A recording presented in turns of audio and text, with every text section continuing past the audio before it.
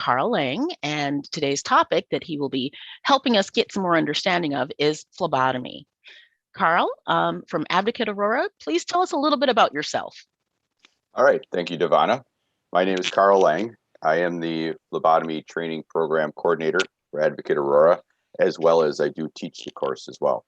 As I stated, it's with Advocate Aurora. I have been doing this particular position for roughly 3 years now. However, I have over 27 years in healthcare. I am a retired firefighter paramedic. And during my off days from the department, I did do things such as cath lab tech, electrophysiology lab tech, and of course, some phlebotomy. Wonderful, thank you. So tell us a little bit about what your work is like on a day-to-day, schedule, and also like for phlebotomists in general, what are the activities that they do on a day-to-day? Sure. For me, obviously, teaching and running the class while it's going on for the 2 weeks is my day. Days when I'm not teaching, I'm building curriculum, doing virtual classes, things like that. But more importantly, phlebotomists, their day can expect to start somewhat early. In some cases, we have phlebotomists that start as early as 3 a.m. They will do what's called swarm. Essentially, that means all phlebotomists, all hands on deck. They'll start at usually a top floor of the hospital. And they'll do all the morning draws on that floor. Then they'll move to the next floor, do all the morning draws, etc. I'm sure you can see the pattern going on there. And that is to get all morning draws done in time to get to the lab, to get some results. So when the providers do their rounding, they do have some lab results and something to work with when they, of course, want to prescribe medications or possibly procedures, etc. What may be going on. So a phlebotomist day starts early, busy. And then after that, they of course remain steady throughout the day, getting stats done here and there and follow-ups to maybe morning draws. And then go ahead. I'm sorry. No, keep going. And possibly they'll get involved in a little bit of processing and things like that, which we will talk about later in more depth. Okay, great, wonderful. Do phlebotomists only work in hospitals? You talked about starting at the top of the floor. Is that the only setting that they work in? That is not. Phlebotomists work in a great many settings, even outside of healthcare. They'll work in a hospital. They work in a clinic. They also work, I'm sure everybody's familiar with the American Red Cross, Versity Blood Center. They also employ phlebotomists for blood donations. You'll have phlebotomists working at private, for instance, school systems may have a phlebotomist on staff, depending on how big the system is. So there's a wide variety of places a phlebotomist can choose to work if they want to get into this field. Great, wonderful. So what sort of training or education is actually needed for someone to become a phlebotomist? What we look for someone to become a phlebotomist is a high school diploma. But I think on top of that, though, and what I look for personally when I'm looking for students to come into the class is we're looking for someone with a relatively heightened attention to detail, because this is an entry-level position, but it is an invasive maneuver. You are sticking something below the skin of the patient, so we need someone with a heightened attention to detail. What very, very important as well is communication skills. You need to be able to speak to a wide variety of people, a wide age range of people, and people that may not necessarily be having their best day. I don't have this problem, but I would assume that you run into people who are afraid of needles as well. So yeah, that is a fact. Yes, and trying to distract them can be a bit of a challenge. great, wonderful. By the way, again, as a reminder, if you do have any questions, feel free to enter them into the chat. So you talked about being detail oriented. You said communication skills. You just mentioned maybe being able to distract people with the birdie or whatever. Are there any other skills that you would say would make someone successful in this kind of career? A bit of empathy would be very helpful, because I think what we forget sometimes in healthcare is we see patients over and over all day, and I think sometimes we forget the personal aspect of things. To us, we're doing our job, we're getting things done so this person can feel better, but we also have to understand that they didn't come to see us because they wanted to say hi. They came to see us because we probably have a health issue or something going on that needs to be taken care of, fixed. So we have to keep that in mind when we're treating our patients, that they are there. Who knows what may be going on, And regardless of how our day is going, we have to be able to understand that and talk to them at that level. Like most careers in healthcare, treating each person as an individual.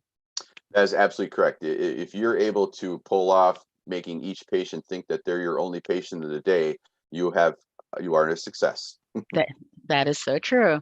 Um, okay, so what sort of suggestions would you give to, someone who is new to this career or thinking about going into this career, maybe someone in high school? I would suggest, I don't often do this, but there are some YouTube videos. There are some phlebotomists out there that put themselves out there on YouTube as well, showing what they do in a day. If they're able to, if the healthcare system will allow it, I think the best tool for someone thinking about phlebotomy is a job shadow.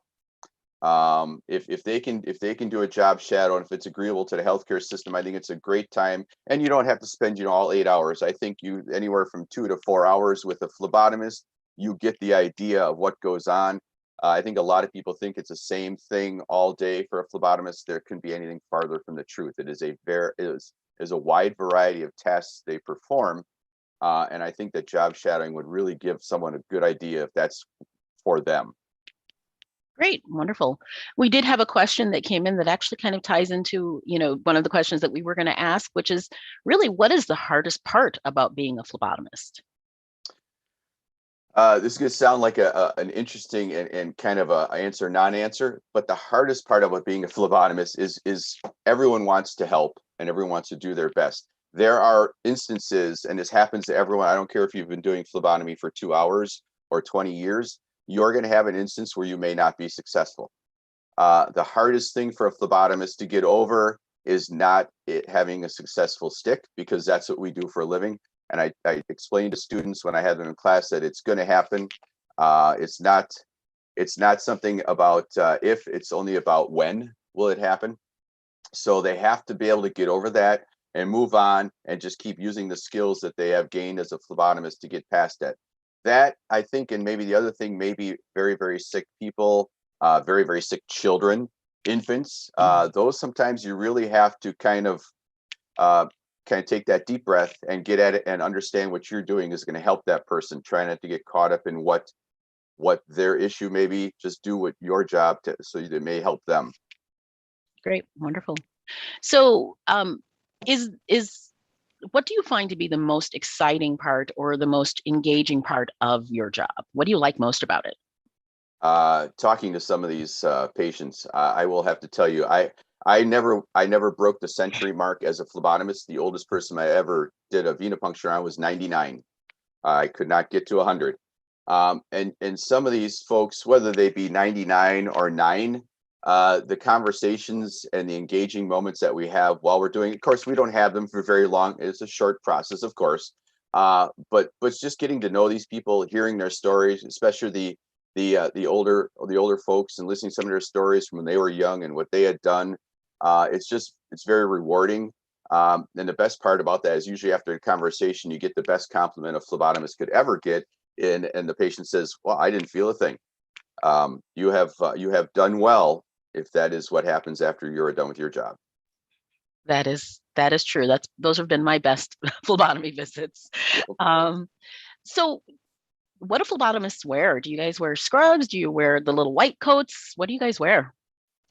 Yes and yes. Phlebotomists do wear scrubs, absolutely. Also, if they wish, we will provide them a lab coat to wear as well, if they wish. But it will always be scrubs underneath the lab coat. Of course, we do not bring any kind of clothes or anything like that from the outside in. They'll wear scrubs. And if they wish to wear a lab coat over that, they certainly may, and we will take care of that for them. And the reason for not bringing in those clothes from outside, or vice versa? Well, not only bringing in icky stuff, that is a technical medical term, icky. Also, we don't want to take that stuff home as well. We would prefer not to take any of those things home. Clearly, if we're washing our hands and doing all that kind of stuff as often as possible. So it's just nice to not bring anything back with us. Because, of course, as you imagine, hospital, clinic, I don't care what environment healthcare is in, things are there, germs and such. Exactly. Well, yeah, that's the reason for that personal protective, equipment that people use, the masks, the gloves, all that fun stuff. Absolutely. Great.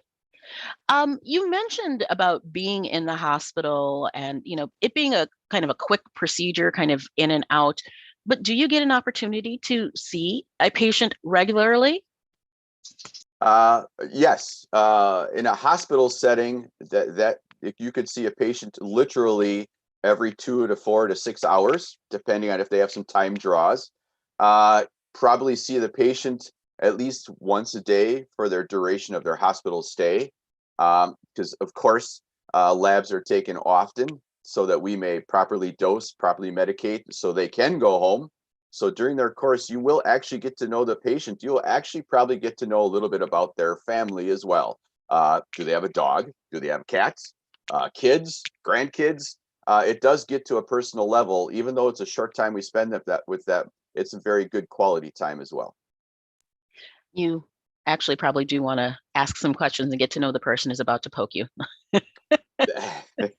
That's correct. Yes, and it's interesting you say that because part of what we teach, and this is at healthcare in general, is as you go into that room, one of the first things you do is you kind of introduce yourself, and you acknowledge the patient by name, tell them what you're going to do, how long it's going to take, things like that, just to help a little bit put them at ease, and it really does relax them a little bit. And then of course the next questions are, well, how long you been doing this? Oh, yeah. Are you married? Etc. All those kinds of things come up after that. Yes. My typical question is, so how long have you been doing this? That Yeah, is the one that I typically do ask. Yes. exactly. And so just in case someone's thinking of going into this field, I don't want them to get scared off by that question. A lot of patients, in fact, the majority of patients are absolutely fine. If you're not new, they completely understand that you have to learn somehow, and they are more than willing to let you go ahead and take care of them. Agreed. That's been my experience. When they tell me that I've been doing this for a few months, I'm like, okay, good. Yep. Here's another one for you. Yep. Um, we had another question that came in, and the question is really more about the technical aspects of this process or this job. What action do you take if you can't find a vein? Good, very good question. There is a rule, specifically, I know Advocate Aurora had this rule. I believe other healthcare systems do as well. What we do is, of course, the big skill when I teach phlebotomy is finding the vein. That's the skill. If you are unable to find a vein, and again, now we have the antecubital area, which is the inside of the elbow right here. The opposite, the elbow is a cubital. So, and we have the forearm, top of the hand. We have a great amount of area that we can find a vein. And generally speaking, finding the vein may not be the issue. The problem may be actually hitting the vein or getting blood out of the vein. What will happen, unfortunately, is if you try twice and maybe unsuccessful twice, we have a 2 and out rule. It's interesting how that works. You'll try twice and you just quite get it. You'll have one of your fellow phlebotomists, they'll come in there, they'll put the tourniquet on, they'll get the blood, in about 3 minutes, they're done. And you just have that stare of, okay, well, all set. It's interesting how that works because it works the other way too. They may have an issue where you may have to come and bail them out. So it's never a worry. That's why we're a team. Phlebotomy, we do work alone, but we work alone as a team. So if there is an issue, you give one of your fellow phlebotomists a call, and then they will come in and take care of that patient. And it's a good learning opportunity for a new phlebotomist as well. Great, thank you. One of the questions that I had that I wanted to kind of ask is just, um, who do you work alongside? Are phlebotomists in a silo by themselves, them and the patient, or are there other people that you're interacting with who are in the healthcare setting? In a hospital phlebotomy setting, we are interacting, of course, with nurses and CNAs, techs, often interacting with them. But a phlebotomist also can interact in surgery, so they would be with providers, surgical techs, anesthesiologists. You interact with a wide variety of hospital team members throughout the course of the day. In a clinic, of course, a clinic is slightly different. You'll still interact with nurses, CNAs, techs, some providers. But in a hospital, there's a vast majority of other professions that you may interact with as well. Also up to and including the scientists in the lab, which are actually resulting the samples. Great, thank you. So definitely a big part of the web that creates the healthcare service that our patients get. Yeah, absolutely. And I think what some people don't understand about phlebotomy too is it's so far and wide ranging that you will actually, as a phlebotomist, get involved in centrifuging a sample, aliquoting a sample, dipping a lot more than just venipuncture. It's a lot. There's a lot to learn, and there's a lot to do, which makes it a nice varying, which makes it a great profession because it's not the same every time. So you used a couple of big words there. Centrifuging. I mean, I know some people who have taken biology classes probably know it's the tube and the little spinny thing, right? Okay, Right. see, my technical knowledge right there. But what were the other two? You used another term, anti. Aliquoting. There we go. Yeah, aliquoting. It depends on how long you've been in the profession. Folks that have been around for a little bit will refer to as pouring off. I'll try to make this as short and concise as possible because I could do a whole nother 45 minutes on just aliquoting is after you've centrifuged a sample. I think what a lot of people don't understand was when we draw these samples, they get centrifuged and we actually force all the red blood cells, white blood cells, all that stuff to the bottom of the tube. And what you have on the top is serum or plasma. And that is often used to run tests. Not is it always the whole blood. And you have to have a way to get that serum or plasma off the top and out of there so it can be tested. And that's the process of aliquoting. You'll take a pipette, put the pipette down in the tube, draw up the serum or plasma, put it in a separate tube, and they can go off to get resulted or stored or whatever it needs to be. So aliquoting, pouring off, those are the same thing, just using a $5 word or actual layman's terms. Very cool. We have three questions for you. Okay. So the first one is, can you give some general explanation for how blood is collected from babies? Oh, yes. Babies are a blast. I'm going to tell you. As you all know, depending on what hospital you work at, if it is a hospital that births children, at 24 hours, after 24 hours from birth, they do need a mandatory blood draw. So how do you get the blood from the baby? We do it via a heel stick. What you'll do is the infant lies on his back. Usually mom and or dad is kind of there to distract, although infants at that age, they really don't care much about other than eating and sleeping. What you'll do is you'll use their foot. You'll grasp their foot down by the heel, and the heel, you never want to go in the center, of course, because that's where the bone is, but on the sides, off to the sides of the heel, you'll take a little device that actually it doesn't poke it, it more like slashes it. The blade kind of slashes the heel, and what you'll do then is, by virtue of that, you'll be able to collect the drops into a little container that can go off and get the testing done. So it's basically by a needle stick that we use, that we get infant blood from. Interesting. So is there training for new people when they want to go into this career? Absolutely. There's many avenues. Obviously, I'm biased to what I do, but there's technical colleges. There is American Red Cross, Versity. There is, of course, healthcare systems such as ours, which we have a 2-week program that they are hired into a position and then go through 2 weeks with me. After 2 weeks with me, you'll spend about another month on the job, kind of honing your skills, getting more sticks. And then there's also the old-fashioned way where they're hired off the street, and then we just teach them on the job. Many different avenues to get into phlebotomy. Is there so that isn't a years of schooling needed to become a phlebotomist? It can be as short as, you're saying, a couple of weeks to actually get the basic training that you need. That is correct. It is a couple of weeks. I think the attractive thing about programs like that are you're not paying someone $1,000, $2,000 to get trained. We're actually paying you to go through the training. So it's kind of a nice little, obviously financially, it's a great win. Also, 2 weeks is a short time. Admittedly, it's a lot to learn in a short time, but we couple that with some clinicals and some on-the-job training, and it turns out just fine. Is there certification that is, if not required, looked at as a positive for people who are going into phlebotomy? Absolutely. There is certification, and there are multiple entities such as ASCP, NHA, AMT. Yes, I'm throwing a lot of acronyms, but if you know healthcare, we love our acronyms. Um, there are a lot of agencies that you can get certified as a phlebotomist. You would actually be your initials after your name would be PBT as a certified phlebotomist. The test is not easy.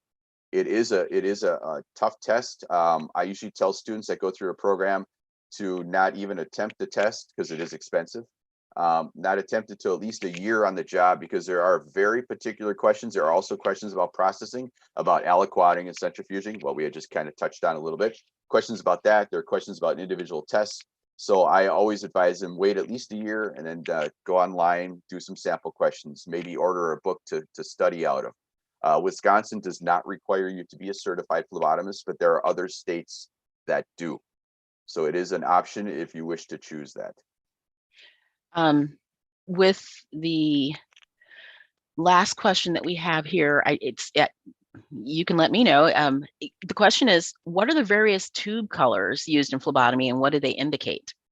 Ah, boy, I like these. These are good questions. All right, so I'm going to show you a little bit of what we have right here. Oh, blanks me. Although actually, you know what, blanking me out might be a good thing. So we'll just keep on doing that. So what that card is, I just kind of flashed briefly there. Hopefully you're able to see it.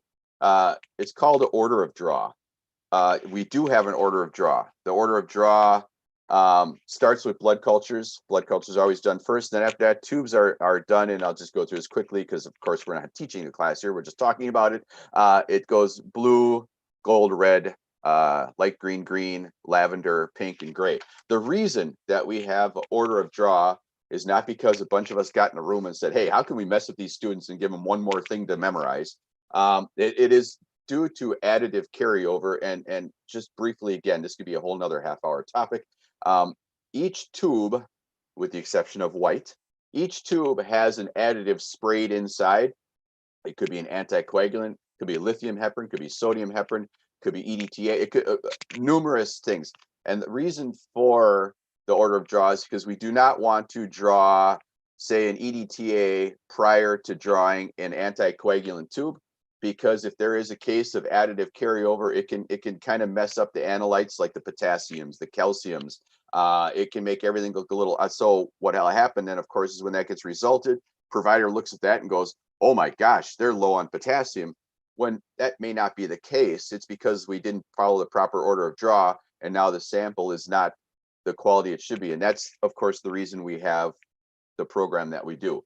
So everybody's doing it the same way, so the sample is always as best quality as possible, which the order of draw plays into that with the additive that's inside. We need to make sure we do those in the proper order so the sample is excellent quality. Thank you so much, Carl. I mean, just that answer in and of itself, along with all the other things that you've shared with us, talk about some of the technicalities that are involved in your field that I don't think everyone always associates. Then they go in and they poke people in the arm. There's so much more to it. So I appreciate you sharing that information. Yeah, well, you're welcome. There's absolutely, again, there's a lot that goes into this that I don't think people appreciate, how well trained phlebotomists and how much there is to this position. Wonderful. Well, we are done with questions thus far, so we are going to go on to the activity that we were talking about a little bit earlier. Again, it's www.kahoot.it, and that should be coming up on your screen shortly. Looks like we have a few people who have already joined. Going to give a half a second for people to join in again. And oops. It went really small on the screen.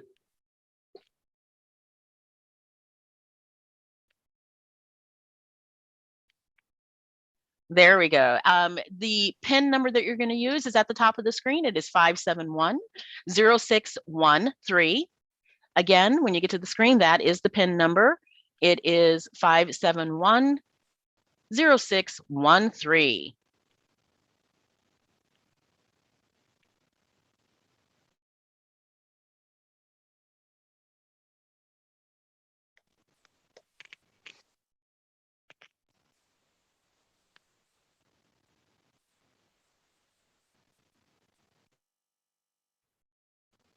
We're just going to wait a few more seconds here for it to get reloaded.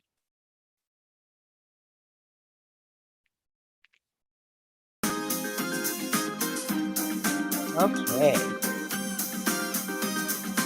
We have 5 players thus far. Give it another half a second.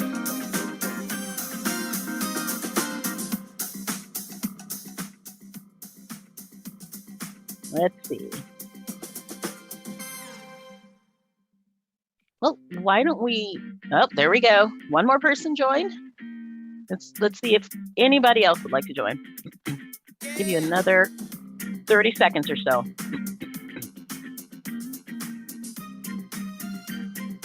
www.kahoot.it.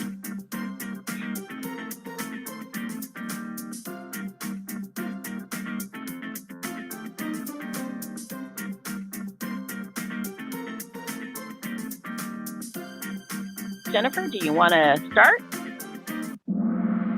All right. Question number 1 for phlebotomy.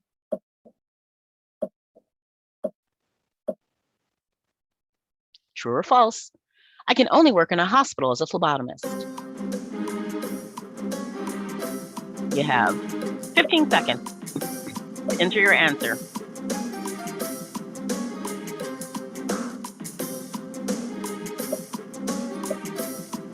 5 seconds.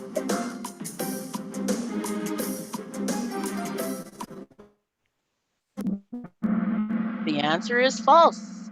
That is correct. You can work in a variety of locations, as was shared with us by Carl. All right. So the quickest answer was from JW, and then Anna, and then Alfonso, and then Kayla. Next question, true or false? Every patient is afraid of needles. True or false?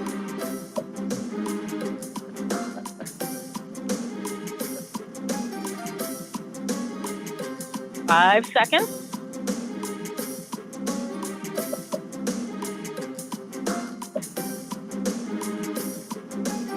All right. Everyone got this one correct. The answer is false. Not every patient is afraid of needles. I'm not. My sister is. All right. All right. JW, again, was the quickest one getting his answer in, followed by Anna, then Alfonso, and Stan got in a little bit faster than Kayla there.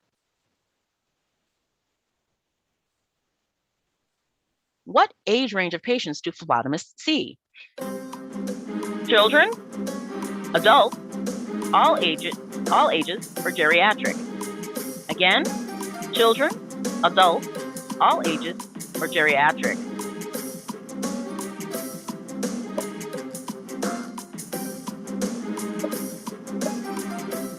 All right. We got 4 responses in, and they were all correct. Good job. It's all ages. JW got it in the fastest. Anna, though, you got a star. You've gotten 3 correct answers in a row. Congratulations. Alfonso, then Stan, then Kayla. Good job. What do phlebotomists do? Hopefully we have the answer to this one. We have venipuncture, we have vitals, we have lab tests, and we have surgery. Again, venipuncture, vitals, lab tests, or surgery. 5 seconds.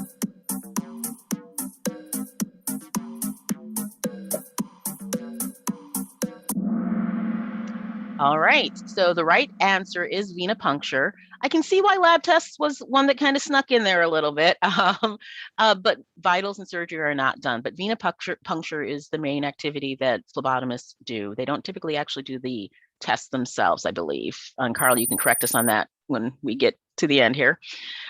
Stan came in really quick on that one and has the highest score, with Anna right behind him, then JW, then Alfonso, and then Kayla. Anna, 4 correct in a row. Last question, I believe. True or false, blood draws only happen in the arm, the crease of the elbow? True or false? Then you have 15 seconds.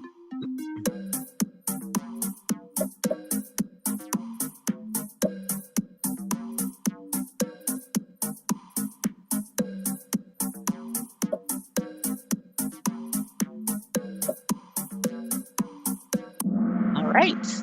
The correct answer is false. Blood draws can happen. We talked about the hand, I believe, and we talked about obviously the elbow. I think we mentioned the wrist, and babies kind of on the heel, that sort of a thing. So the answer is false. Okay, so Stan is in third place. Second place is JW. And in first place with 5 out of 5 correct, Anna. Woo-hoo! Congratulations, Anna. Good job. And then, of course, we had Jocelyn, and I missed the third name. Sorry. Good job. Thank you so much. And yeah, Carl, I didn't know if just quickly you wanted to address kind of how much lab work the phlebotomists actually do. Right. And this really depends on where you're going to work, Ivana, is if you have a phlebotomist in a clinic situation, they would do finger sticks for INRs. And what INR is, maybe someone out there knows somebody that might be taking blood thinners. So those folks have to get tested to make sure they're in the proper range. You don't want to be too thin, don't want to be too thick. And in the instance of finger sticks for INRs, the phlebotomist will actually, of course, perform the finger stick. They will actually perform the test right there in front of the patient as well on the machine. And they literally will actually deliver the results to the patient. That is one of the few times where the phlebotomist actually does the test and delivers the results. And as well, they would, of course, enter them electronically in the chart. So then, of course, the provider would know the result as well. So I guess on a technicality, a phlebotomist could, but we're only talking phlebotomists in a clinical setting. Very rarely does a hospital phlebotomist get involved in that kind of procedure. Okay, great. Wonderful. Thank you. Mm-hmm. So we are open for any questions. I don't know if there are any other questions that are coming through, Jennifer. Otherwise, we may be done for the day. Let me see if anything else comes in here. Just wait a second or two.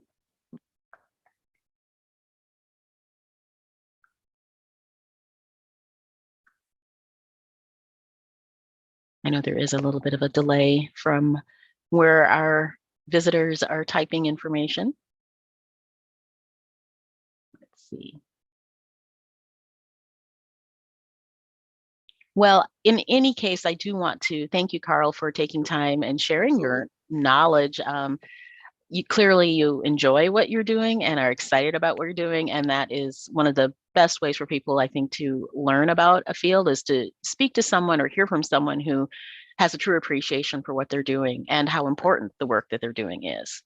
Absolutely. Yes. Thank you very much. It was my pleasure. Thank you. Thank you. Everyone, we appreciate you coming today to listen to our presentation on the healthcare career of phlebotomy. And, if you do have more questions, definitely reach out to our representative here, joan.ward@employmilwaukee.org. She can definitely, get you some answers or get you connected with Carl or someone else in one of our healthcare facilities who can give you some information about phlebotomy if you want to learn more about it. Again, joan.ward@employmilwaukee.org. Thanks so much, everyone. We really appreciate you coming to today's presentation. Have a good day. Thank you.